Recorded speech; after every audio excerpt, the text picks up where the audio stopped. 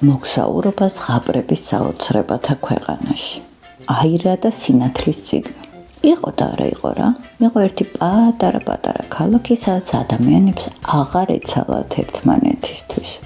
ბავშვებიც აღარ თამაშობდნენ ეზოში, მხოლოდ ეკრანებს უყურებდნენ. ქალაქი კი ნელ-ნელა ფერებს კარგავდა. ხიმილი და მხიარულებაც კი ნელ-ნელა ქრებოდა.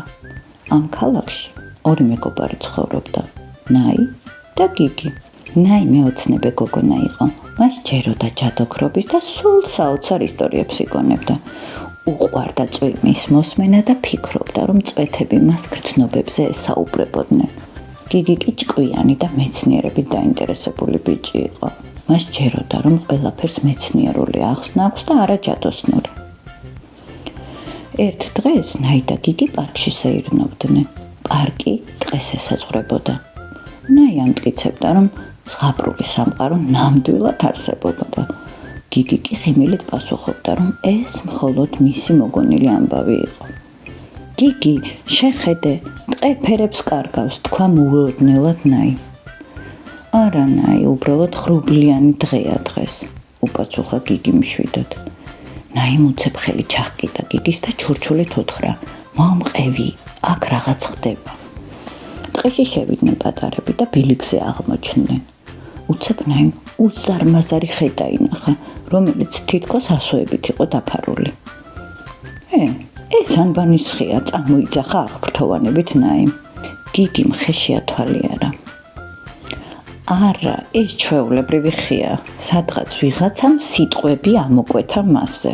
თქვა მან და მხრები აიჩეჩა. ეს გოგოები. ნაიმ ქვების გროვას მოკრა თვალი უცებ. შეხედე, ქვებით რაღაც არის დაწერილი. დაიძახა ახტახცებით. რა? კითხა გიგიმ ინტერესით.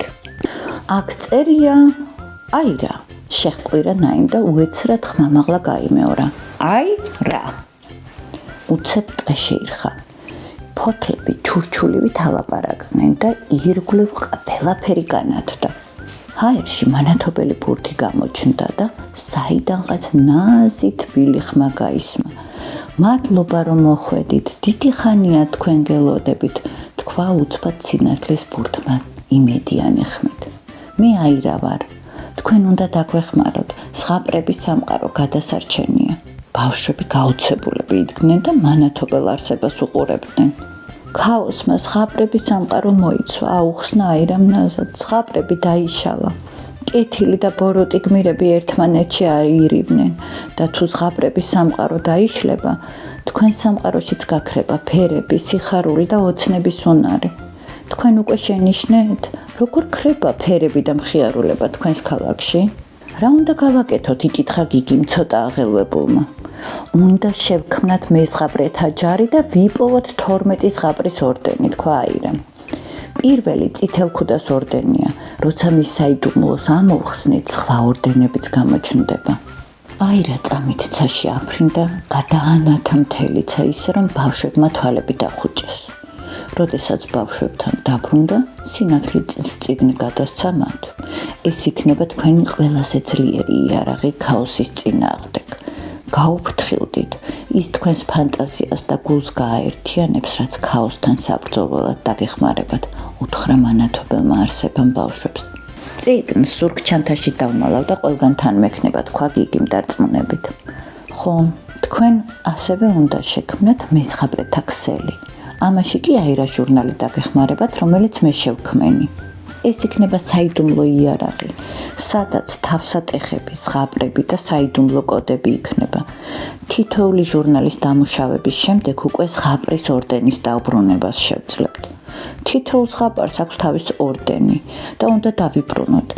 ამისათვის კი ფანტაზიის გაძლიერება დაგვეხმარება, რასაც ჟურნალის დახმარებით მივაღწევთ. ბევრი ბავშვი უნდა ჩავთოთ თან.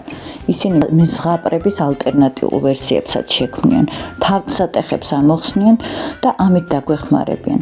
რაც მეტი ბავშვი იქნება ჩართული, მით უფრო გაძლიერდება ფანტაზია და რაც მთავარია, თითოეული ზღაპრის ორდენიც.